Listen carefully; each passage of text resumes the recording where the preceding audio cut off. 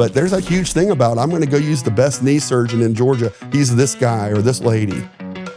I think that's going to change. When people hide stuff, why are you hiding it? Go ahead and be honest about it. Let's go ahead and talk it through.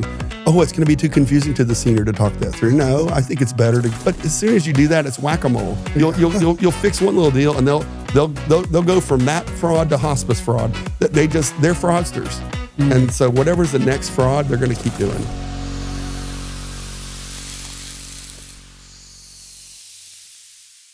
Welcome back to another episode of the Mind Your Own Business podcast. I'm Jerry Parisi, and today I've got Keith Nabb with me here, and I've known Keith for a little while. Keith is with Affordable Medicare Solutions. Welcome, Keith. Thanks, Jerry. It's a pleasure to be here today. Thanks for being on and talking to me. Yes, sir. And you own an agency, Affordable Medicare Solutions. Tell us a little bit about what that means, what you guys do. So we've been in business for 31 years, and we were in Gwinnett County for 30 of those years. We moved up here to Jackson County last year. Brought 10 employees up here, and we are a service center for senior needs, focusing on Medicare or health insurance. So as seniors get older, they need different needs, and we serve the Medicare enrollment for all their different healthcare plans, checking their doctors, their drugs, and their life changes. If they have an illness, they have to move. If things are going on, we're there to manage the process. Nice. But you don't just do Medicare, right? You do like other services. You help seniors with whatever other needs that they have. Is that correct? So there's a lot of times you'll have a health insurance need because you'll have what we call a trailing spouse. Mm-hmm. So you'll have one spouse that's 63 and one that's 66. Gotcha. So one's going into the regular health insurance market, and then we graduate him or her into Medicare later. But the older person, we go ahead and put them into Medicare. But remember, every senior is not just dealing with health care. When you have a health event, you might have a stroke and you need to have care at home. Well, Medicare doesn't cover that. So I network with other professionals that do home care assistance, that do home health care. So home care assistance might be cooking and cleaning and bathing, but home health care might be changing wound dressings, doing physical therapy. And then we also deal with elder law attorneys and homes where people can't stay in their current home and they need to go stay at an assisted living center. So we network with all those different professionals because the families don't understand that there's a whole spectrum of needs as they get older. Yeah. Elder care is an exploding area of the law, elder law, and the population is aging rapidly. Mm-hmm. So there's lots of issues there, lots of work, and lots of, openings for a company like yourself to come in and educate people, service older individuals, help them out. So that's awesome. Let me go to the elder care definition there because people get confused that there's estate planning, which is wills and trusts, and it's very proactive, and that's great to do that stuff. Mm-hmm. But when all of a sudden people need veterans needs plannings, they need Medicaid planning, they need more things that are elder care. They need to understand that there is a broad spectrum of definition of what it is to provide legal services, right, to seniors, that it's not just a will and a trust anymore. There can be lots of layers to that. Yeah. And the laws rapidly change. We talked about before, we started rolling that, there was some issues. Well, not issues, but things that you have to stay on top of, right? And it started with the last administration passing Inflation Reduction Act. Yeah. So can you talk about that a little bit? Yeah, one of my friends called it the Inflation Production Act. And but every time the government has a new act, you had the Affordable Care Act, mm-hmm. You have the Trump Tax Act, and you have the Inflation Reduction Act. All these different acts have all sorts of little spider arms or octopus arms. They all come in and monkey with your industry, right? They have their goals, right? And part of their goals is taking care of seniors. And under the Inflation Reduction Act, it was lowering drug costs. That's about the only thing they could do. They wanted to add extra things to Medicare, such as dental, vision, and hearing aid coverage. That didn't happen. But they said, what can we do? We can help lower drug costs. Well, both Trump did it at the end of his term where he lowered insulin costs and other things. Biden expanded it and did a bunch of stuff. And now Trump's doing it again with Mark Cuban and other people with the Trump RX to really try to drive down senior drug costs. So even though some of this stuff seems partisan, it actually has been a bipartisan effort. But I have to keep up with all that. Yeah. It's such a mess sometimes because it's so rapid fire when you bounce from one administration to the next and the next. and it's Republican, Democrat, and they plug in new bureaucrats at different levels, and they have bureaucratic edicts or compliance regulations that aren't in the law. Yeah. So how's any individual supposed to stay on top of this? No, they're supposed to come to you. You're right. So that's why I'm the biggest Medicare nerd there is. So you say you want to get a specialist, right? As cars change, you don't want to use a mechanic that only knows how to work on old cars. You got a new car, it's different, right? And so you got to have somebody that is a professional that understands all the scenarios today. And you might have a friend that has dealt with Medicare, some agent somewhere that maybe he sells a little bit of Medicare and he does property casualty. He has no idea, or she has no idea of the impacts of all of these new rules and laws. It's no way for them to keep up with it. Well, I wouldn't call you a Medicare nerd, Keith. I would call you a Medicare expert. That's fine. Because so tell us some of the things that people need to, I guess, consider when they're reaching that retirement age. So a number of things. A lot of people are working past age 65. Yeah. So if you're planning to retire at 65, that's fine. Your Social Security full retirement age, though, is closer to 70. 67, 66 and a half to 67 years old. So a lot of people are working past age 65 to get their full Social Security retirement. And the enrollment to Medicare is different pre-65 versus post-65. So that's one of the main things is then we say, all right, are you working at a small employer or a large employer? If you're working at a small firm and it's got 12 employees, Medicare is actually primary and you must sign up for Medicare. But most people are working for large firms, and so the group insurance is primary and you don't have to actually sign up for Medicare. And that's, I think, the biggest confusion, that HR departments don't even get this right. I have to teach HR professionals because they give out incorrect information. Imagine that. But it's not. Sometimes it's as simple as, hey, we're a small employer, but we are part of a PEO, a large professional organization where, like through ADP or one of the payroll services, where they pool you with 20,000 people. Well, then you're actually a large employer. And so it gets really messy and confusing to say, all right, am I small or am I large? And so we know how to go through those rules. 31 years in the industry. That's right. I think you've probably seen a lot, enough for one lifetime. What do you see on the horizon? I know that things are rapidly changing, but do you see anything that people need to be aware of as we get into the middle of 2026? Yeah, so the big thing that's been happening this last year has been, which we've known for a decade, that how bad the fraud and sort of waste and abuse of funds. We're hearing it under hospice now, but it's been under the Affordable Care Act. So the government now has been really reactive, because you find fraud 5 years later and all the frauds happen and all the people are gone. Yeah. Well, I think the new technology is going to allow them to catch it immediately.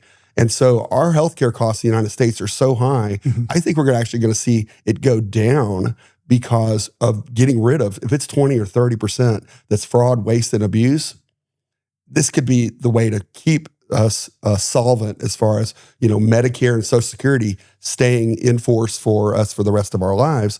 And that's, people have always been worried that, Medicare is going to run out of money, or Social Security. That's more fear mongering. I think when you talk about efficiency and technology, that's going to be the play over the next 5 years.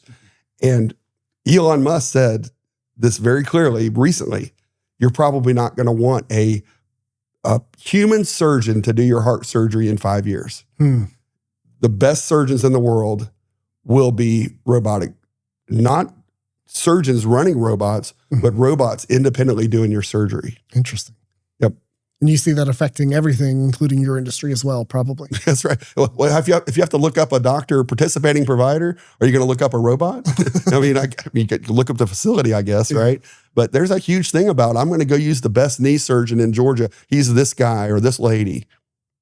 I think that's going to change. Right. Yeah. Yeah. I think it's going to change everything. Yeah. But I think it's for the better.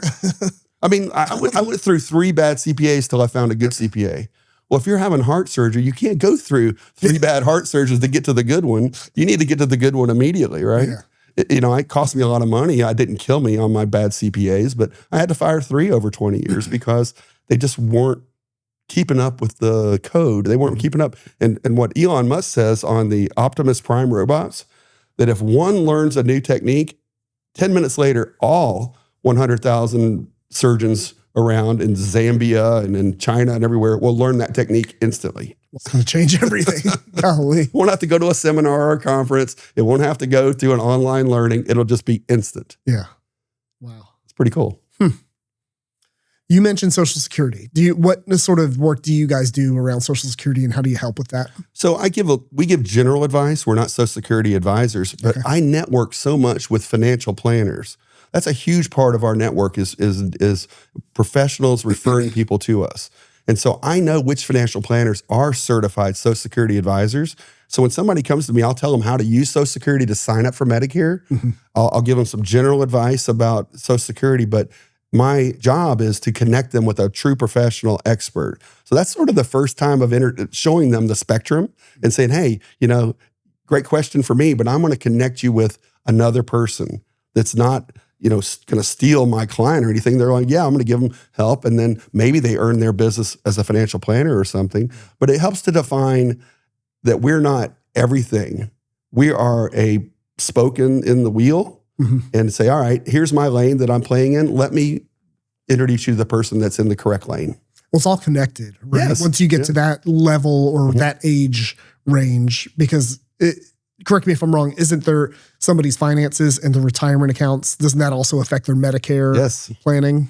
So their income. So if you've got money that you're not taking as active income yet, it doesn't necessarily affect you. So your assets don't affect your Medicare premiums. Okay. But as you have active incomes like required minimum distributions, the government says you have to take money out of your retirement accounts, or you get a buyout from your employer that says, hey, we're going to give you a $100,000 to leave or something. All that active income will impact your Medicare premiums. And the strange thing about it is it's not for 2 years. Because people can delay filing their taxes so long that it takes a while for the system to catch up to some of that stuff. So if you're in 2026, they're looking at your 2024 numbers. But if you're just retiring, you can file a form that says, I've had a life-changing event, and I wanted you to look at 2025 or 2026, not 2 years back. And so you can ask for an exemption. It's just an appeal to say, hey, I sold some property. My mom and dad died. I got it, a little stepped up basis here, and I sold it next year, and I'm getting some taxes on it. It's a one-time event. They're pretty sensitive to that. But if you're always a high-income earner, you're going to pay extra for your Medicare. You're going to be charged extra. But basically, you got to be starting to plan years in advance of when you expect to use Medicare, correct? I would say at least 2 years in advance. You don't need to. Not 10 years, but not 10 years now. But that's the great thing about financial planners is that they're watching that. And so that's why I network so heavily with them. They're watching that with people to say, hey, have a conversation with my client. He's 65, but he's going to retire at 68. So Keith, go ahead and have a conversation with him and go ahead and sort of prep him. And I build him into our system. And then I'll call him in a year and say, how are things going? And, just touch base with him. Makes sense. Yeah. What are the biggest misconceptions you see that people have around Medicare? The biggest one is that they think Medicare covers long-term care. And so that's this lady I was helping last week. She's like, how much is my Medicare plan going to pay for my husband's assisted living? And I'm like, $0. I'm sorry, Medicare doesn't do that. There was an act called the CLASS Act, Community Long-Term Care Assistance Act, that Teddy Kennedy passed. He passed away from brain cancer, and then they swept his program under the rug, never implemented it because it's so expensive. So we don't expect Medicare is ever going to pay for long-term care assistance, even short-term care, to have somebody come in and cook and clean and bathe you, get you dressed. It's not designed for that. It's designed for medical care. And some people argue those things are medical care. Now, if you keep mission creep and you keep expanding that definition, Medicare will go bankrupt. Interesting. So what can people do to protect themselves if they do run into, a place in their life where they need that short-term or long-term care? Yeah, so that's really important that they understand that there is long-term care insurance available, or certain annuities that provide long-term care assistance. So you would talk to your financial planner about those things, okay? And that's getting more and more expensive to buy long-term care insurance. There's also veterans benefits, where you can get what is called aid and attendance, where they also pay it not just for the veteran, but for the veteran's spouse. So there's a number of different categories, but also if you get Medicaid, there's some help in some states. Georgia's not as robust as some other states, but will help them with certain things. There's ways that you can do it legally where you can not impoverish the healthy spouse. So if you have one spouse that's had a stroke and you need to spend a lot of money or you need to get Medicaid qualification, you can do a special trust and you can help your clients with that, where the other spouse is protected so they don't become poor taking care of their ill spouse. Because people were getting divorced and to protect their assets and stuff. And the government said, this is silly. Why don't we just create a methodology where people can stay married and preserve some assets for one spouse over the other one? A lot of things that people probably haven't heard of before, but yeah, there's a big subject matter world here that we could go on for 2 or 3 hours, I'm sure. You've been in the business 31 years, seen a lot of changes. What do you love about your industry, and what are some things that you may take issue with? So I love that it's not necessarily transactional. The people that are the bad actors in my industry are the transactional people. The Joe Namath on TV and different ones, they just sell a policy and we call it set it and forget it. Mm-hmm. The great part of my business is that we're actually participating in the client's life. We actually help them manage their situation year by year. They can call us during the year and say, hey, I have a question. I had an email on Saturday from a client. I went ahead and responded back. I just saw it. And she's like, well, my husband already spent this money on drugs. Do I get any credit? No, I had to tell her it's separate calculations. Mm-hmm. But, if you were out there buying from Joe Namath, he's not going to write you back on Saturday and say, hey, this is the way that it works. You might have to go and do some research and stuff. Well, my clients know they can just call the Medicare nerd and I'm going to have the answer for them. Medicare expert. There you go. Cool. So you work on weekends? No. No, you don't. You do a lot of educational marketing, I would call it. Yes, and I think you're very good at it. You love educating others. Tell us how you decided that was sort of the way to go with your business. The story was actually got kind of thrust into it. So the state agency, when the Affordable Care Act came out, the Medicare Modernization Act, this is in 2005. Part of that act was to fund state agencies to help seniors with that act. And so in Georgia, it's called the SHIP office, State Health Insurance Plan Office. In Georgia, it was called Georgia Cares. And I was running as a volunteer. I was running the Council on Aging office in Gwinnett County. And the Georgia Cares state representative would come down every couple months and help seniors in Gwinnett County. And her name was Lisa. And so she did that. And she was the director. And she had like 70 volunteers on their helpline to help people with Medicare and drug issues and other things. So her job was to visit all the major counties around Atlanta and the 8-county metro area I think she went to. So all of a sudden one day, after doing this for a few years, she calls me up. I called her and I said, hey, I need to book you to come speak to my seniors. She goes, well, I can't. They've cut my funding. And I'm like, well, what are we going to do? And she goes, well, you're going to have to teach the class, Keith.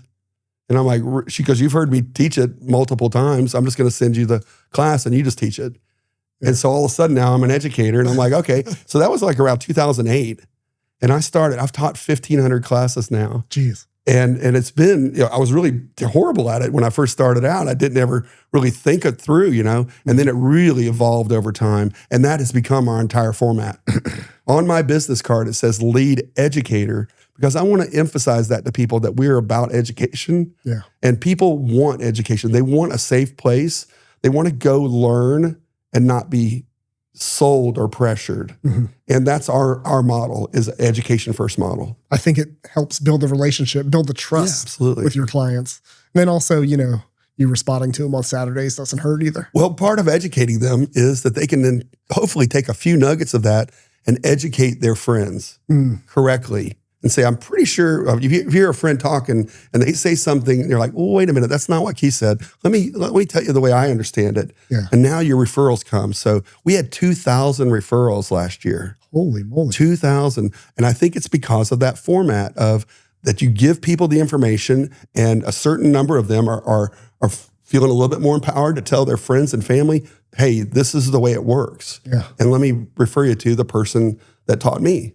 And so that's a giant part of our model. I think that's great. You're kind of pulling back the blinds and letting people see how these things work. It shouldn't be hidden. Rather than just here selling them a policy. When people hide stuff, why are you hiding it? Go ahead and be honest about it. Let's go ahead and talk it through. Oh, it's going to be too confusing to the senior to talk that through. No, I think it's better to be transparent. Yeah. What other business lessons have you learned that maybe other people watching that may not be in your industry, but in the service industry, how could they apply some business principles to their business? Well, the whole idea of taking care of people, in a white glove way, where you're not doing transactional, but you're trying to, true genuine care for someone to say, hey, you're going to have other needs.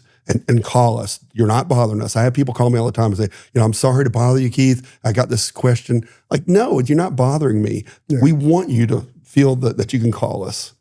So that's the main thing of building. When I train new employees and everything, I want them to understand that we're not transactional. We are white glove. Now, the other thing, as far as pure business goes, it's amazing to me how many people don't seek out mentors. There are so many successful people around, and that, I don't have people that come and ask me questions, even family members and stuff. It's like, I'm probably one of the most successful people in my family outside of my father. And it stuns me sometimes that my little nieces and nephews don't come up and say, how did you do it, Keith? Yeah. But people in general in business should do that. They should, if there's a great lawyer in Atlanta, that you go ask them, how did you do it? You're not competitors, you're compatriots. And so a lot of mentors might also be retired. There's no threat of competition, right? Yeah. Hey, I heard you sold your business and you were great in a hardware store, and I'm doing this stuff. Can you tell me some secrets? Buy them lunch. It's incredible how many people don't take advantage of free advice. I think that's a great point. And I think it comes from maybe a place of, I don't want to say jealousy, but I guess embarrassment that, somebody else is so successful and they've got all these answers. Maybe intimidation, maybe something like that. Yeah. But, I'm an open book. Anybody wants to come and ask me how I did this. Not that I did anything super special yet, but, I can tell you what doesn't work. I've taught tons of classes to other agents. I've taught at conventions and other places like that. And most people that teach those things are recruiting agents. So everybody comes up to me afterwards and say, where was your recruiting pitch? Aren't you trying to add them to your downline or to your organization? I'm like, no, I'm trying to teach people good business practices, how to do things. So they'll invite me, the carriers will invite me to speak to groups of agents, or these conventions will. I've taught in multi-states, and I'm like the only guy there not selling a book or that's not recruiting somebody. It's like everybody else is there to make a buck. I just think it's just sort of a good philanthropic kind of behavior to say, hey, I wish somebody had taught me some of the stuff I've learned. If I'd have learned them 10 years earlier, I'd be way more successful. Yeah. So I've never charged for speaking ever. I've been paid, and I immediately take that. If they give me a speaker's per diem or stipend or something, I just give it to charity. Nice. I've always done speaking for free. Well, I think that's a good, I guess, lead generation thing anyway. Even if you're not trying to sell something, that makes you stand out, don't you think? Like, well, out of the 14 businesses that I've purchased, so the 14th one's getting ready to happen, probably half of them were because they had met me at one of those events. Interesting. And they called me up later on and said, hey, my friend is sick and he needs somebody to buy his agency, and they make an introduction and I'm buying that agency, right? And of course they did meet me when I was doing, it wasn't my intent at the convention, but of course it created some fame for me. Yeah. Gotcha. Yeah. So you've acquired 14 other agencies? Getting ready to acquire my 14th one. 14th one coming up. Okay. Yeah, in June. Yep. Can you give us any, I guess, tips around acquisitions, or how do you find these deals? How do you vet them? So a lot of times they're finding them as by referral, is that people have heard me speak about, succession planning. So a lot of the talks that I'll give is, hey, for these agents, if you die tomorrow in a car crash, your wife or your family doesn't get anything. That becomes house accounts to the insurance company because you haven't done any pre-planning to protect your asset. And they don't know that. And a lot of these agents don't even read their contracts. They don't understand the difference between being a licensed as an individual versus licensed as a agency, which means you have to have a corporation. Get incorporated, right? Yeah. Talk to your lawyer. So there's a huge amount of information there. So the acquisition process is very amazing for me. I have acquired people who I thought were really good business people, and if you've never opened the closets of your friends, you don't know how cruddy their life might be, right? Yeah. And we have acquired agencies where I've just been stunned that they are successful despite their business practices. They don't audit their commissions. They don't have a good client tracking system. It's literally by the seat of their pants. Yeah. And they've been in business 20 years. And it's like, man, if you just had some better business practices, this business wouldn't be generating $300,000 a year. It'd be generating $3 million a year. But it's unbelievable how many times myself and my agency manager, operations manager, have sat across the table with each other and goes, it's unbelievable that these people are even in business sometimes. Mm-hmm. And I have to turn away sometimes. We have analyzed a block of business. I turn away plenty because I'm like, nope, that's a mess. Yeah. Who knows how many compliance issues are in there? We have no idea, all sorts of things. So unless a business is fairly well run, we probably walk away from it. Yeah. And when you acquire them, how do you bring them in and integrate them with your business? Okay, it's very good. So there's IT integration, which means we'll bring in their book of business electronically from the carriers. We'll also bring in their any past histories, any policy histories and stuff. But I'll give you an example. One lady had every email she ever done printed out in banker's boxes. She didn't have them digitally stored. Emails printed out. She would print out one email, and then when the person responded, she'd print it out again. So it was email after email. I'm telling you, it was 42 banker's boxes of emails and stuff. It was a mess. But we try to integrate all of it digitally if possible, okay? And the digital aspect of it really has sped things up because then you can digitally audit. If you're doing manual audits, forget it. Yeah. You got to do digital audits. So we can cross-reference their business performance versus the carrier statements to actually see if there's missing commissions. And usually it's about 5 or 10%. The agents themselves don't even know they're losing 5 or 10% of their volume through like retail leakage. In retail, they call it a shrinkage because of theft or damages. Mm-hmm. Well, in the insurance world, it's just shrinkage because the carrier failed to pay you, or you failed to ask for the money, or maybe you didn't put your code number down properly on the application. And it's unbelievable. You talk an agency that's $300,000 missing $30,000 a year in their commissions. It's very common, super common, because people don't have any business. Real true business practices. They're just sort of flying by the seat of their pants. Oh. The average person in Medicare is a person working out of their garage or their trunk of their car. That's literally the average person in Medicare. Jeez. It's a very part-time gig. There's very few, I'm talking like 5% that are true professional agencies with employees, with systems, with the whole 9 yards. So I try to buy those. I try to buy professional stuff, or at least well-intentioned, intelligent business people. They might be small. Mm-hmm. This one I'm getting ready to acquire here in June is a small one. But the guy's, he's pretty sharp. He's got his ducks in a row. Mm-hmm. How does the consumer differentiate between the guys who are, I guess, part-timers out of their garage versus somebody who's got their stuff together? You ask them right away. Tell me the size of your staff. Uh-huh. Oh, it's just me and I've got a part-timer. It's probably a part-timer in the Philippines. It's probably a virtual assistant. So that when they're on vacation, the virtual assistant answers some phone calls. Yeah. So if you ask somebody the size or breadth of their agency, if they say, I've got 100 people in my agency, no, you don't. It's probably 100 downline agents that are all spread around Georgia. I want to know in your little office, in your office, my office is, with 10 offices over here, how many people are seated at your office? Is it 4? Is it 8? Is it 10? Or is it you working out of your bedroom? Yeah. That's a good question to ask. It's very awkward because the person will hem and haw because they'll realize they're being found out, Yeah. Gotcha. Any other business advice for people that are maybe want to get into your industry, or maybe they should stay away? You don't dip your toe into this industry. Yeah. You either dive in and get immersed in it. So there's a lot of times agents, life insurance agents or property casualty guys, home and auto guys, and they'll sell a little bit of Medicare. Mm-hmm. And then I'll talk to them. They're like, you know what? I didn't realize how complicated it was. Yeah. And so this whole dipping your toe in doesn't work. It's the barrier to entry is so high on regulations and compliance. You can lose your contract so fast. And so a lot of people are like, it's not worth it. Keith, just take care of my clients. Mm-hmm. And I don't play in their world, the financial planning world or the property casualty world. So I'm no threat to them. And I'm not going to let somebody else steal their clients either. Yeah. But they know, all right, this is a very specialized situation. So just deal with a Medicare specialist. That's good. That's good advice. Yeah.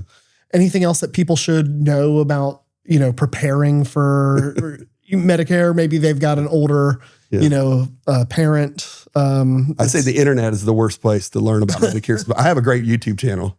and it's a safe place. But there's a lot of fear and fear mongering, and danger, this and that sales. It's called fear, uncertainty, and doubt selling. So you'll go onto these. If you Google on YouTube or whatever, for Medicare advice and stuff, you'll see these big scary thumbnails and stuff where it's like, beware of this, beware of that. This is that. Don't listen to some agent. So if you want to get scared, you go there, okay? If you want to really get hounded by every telemarketer, every robotic caller, every robo-texter, put your name into a Medicare search engine, and your name is going to be sold 1 million times. The worst thing you can do is put your name into a Medicare search engine. Yeah. Spam calls will start. They'll never end. They'll go into some database in Romania, and you're slaughtered. People will say, I get 50 calls a day. I've been with clients sitting down doing a little 30-minute review, and they'll hold up their phone and go, look, I had 10 calls just now in 30 minutes. And because they're a little older, they're probably answering all of them. No, they're like, people are like, I can't answer my phone anymore. Yeah. My grandkids know I'm going to have to call them back because they just turn off the ringer. Jeez. I can't even get a hold of my clients. I'll call them before the annual review period, and we'll leave them messages, and they'll think we're a telemarketer, even though I'm their agent. We have to say, Mrs. Johnson, it's Keith, I'm your agent. But they get so many that they just like delete. So what is that whole industry with the, telemarketers, the spam calls? What is this? Just salespeople? Yeah, it's transactional. It's transactional. Are there any scams out there that people need to be aware of? Oh yeah, the scams are legendary. It's really bad. So they use all sorts of illegal marketing to generate sales, and the carriers are getting really cracked down. This has been happening for 10 years, but now the government's cracking down on the carriers, because if somebody gets enrolled into a plan for people with Medicare and Medicaid, they don't have Medicaid, how come you didn't validate that and prevent that from happening? So all these sales call centers are getting either closed down or they're getting cracked down on. Good. Because it's really bad. But as soon as you do that, it's whack-a-mole. You'll fix one little deal, and they'll go from that fraud to hospice fraud. They're fraudsters, and so whatever's the next fraud, they're going to keep doing. A huge fraud was back braces that you could buy on Amazon for $30. They were shipping to people. They were charging Medicare $800 per back brace, and this went on for years. And it's like now that kind of stuff, is going to get caught a lot easier. But the fraudsters are always going to fraud. They're not going to ever reform, Yeah. They're going to change their stripes a little bit. Got to be careful of that. Find a safe place, right? Find a place that's going to say, all right, call here, we'll validate the information. I have people come in and bring me flyers they get in the mail and stuff. Keith, what do you think of this? Because I told them, don't call the number on the flyer. It's going to create a nightmare for you. Just bring it over here. Let's go over it together. Yeah. What are these flyers? It's just all sorts of sales things. Okay. Transactional, just trying to get people to change off their plan they've been on for 5 years onto something else. Have no idea the best interest of the client. It's just about transactional selling. So is it very personal? All these issues that you deal with, are they very personal to each individual's situation? Absolutely. It's not a one size fits all sort of. Super customizable. Yeah. I mean, everybody's got different drugs. Everybody's got different doctors. You live in a different county. Yeah. You'll have there's a neighborhood near here that right down the middle of the neighborhood, it splits between Barrow and Hall County. It's the neighborhood's in both counties. So a lot of people say, well, why did you give Susan and John this other plan? I'm like, because they're in the different county than you. Oh, wow. That's how different it can be. Huh. Well, their plan includes Northeast Georgia Medical Center. Well, I'm sorry. Your plan, doesn't. It's a totally different plan, Yeah. Something that nobody would know. Unless you're a big time expert or a nerd. Yeah. Anything else that you want to talk about as far as Medicare that you think people need to know? Yeah, I think that it's just the rule is Medicare is not set it and forget it. Okay. You need to do annual maintenance. Yeah. Some of it you can do yourself. We teach people how to do some certain things themselves. Other things we need to do for them. So we help people. We send out emails and I produce videos to say, hey, if all you want to do is check your drugs to make sure they're covered next year, here's how you can do it at the Medicare website. And so I teach them, right? So I'm going to empower you a little bit and how you can do some stuff. And then if you're stuck on something, you say, this is not working, Keith, call me or email me. And then I'll say, yeah, this is the problem. You put in capsule for that levothyroxine, but that levothyroxine is tablet. And when you put in capsule, it's $2,000 a year. When you put in tablet, it's free. Oh, I didn't notice that. It's sometimes little things like that. Wow. But people get really sharp at this when they do it a few times. Then they start telling their neighbors and their family, "Hey, here, let me check yours, Bob," and they'll show people how to do it. And so it's really good. But then when somebody says, "I really need to save money, I need to find a new plan," they call me, and we will then shop the whole picture instead of that one little issue they were dealing with. How can people find more about you and your company? So I'm the only Keith Nabb in America that handles Medicare. There's 2 Keith Nabbs in America. One's really smart. He's a math professor, and he owns my website, which keithnabb.com. I wanted to buy that, but my math professor. He's not selling? My doppelganger math professor. No, he's not selling Medicare. So there's the only one. So if you Google. No, I mean, he's not selling the website to you? No. I need to find out if it ever comes available. Find me at Affordable Medicare Solutions. So, but if you, Keith Nabb, Nabb, you Google that, you're going to find me right away with Medicare. It's 770-945-5261. And our website is amsplans.com. amsplans.com. That's right. Stands for Affordable Medicare Solution. That's right. Cool. And the YouTube channel, what's that called? It's I can't give you the exact thing on it, but just put in Affordable Medicare Solutions, and it'll pull up there. Lots of good information on the 80 videos I think we've gotten to. Nice. And we always update them for each year and for each topic. Laws are always changing. Yes. So you got to stay up to date. Yep. I mean, I need to probably go delete some from COVID where we were talking about COVID. Yeah. But, we've got 80 videos on there, and you just search by topic. Awesome. Yep. Thank you very much, Keith. I really appreciate it. Enlightening conversation. Lots of stuff that I never knew about. Don't necessarily want to know about. But somebody who does know. Exactly. That's all you need. Perfect. Thank you, Keith. Thank you very much, Gary.